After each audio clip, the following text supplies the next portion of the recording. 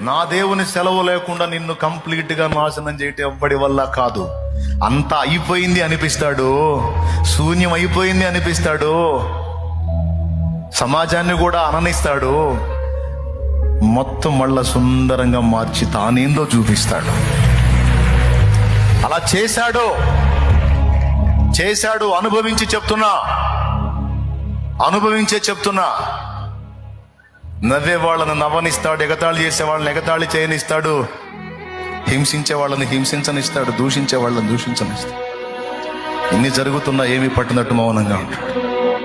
ఎందుకంటే నీ నమ్మకత్వం ఏంటో, నీ విశ్వాసత ఏంటో నిర్ధారణ చేసుకోవడానికి. కొన్ని ప్రతికూలతలు కూడా రాణిస్తాడు, చేదైన అనుభవాలు రాణిస్తాడు. మరి నీ ఒరిజినాలిటీ తేలాలి కదా, నిన్ను బట్టి రేపు మెచ్చుకోవాలి కదా. ఆయనే అడుగుతాడు.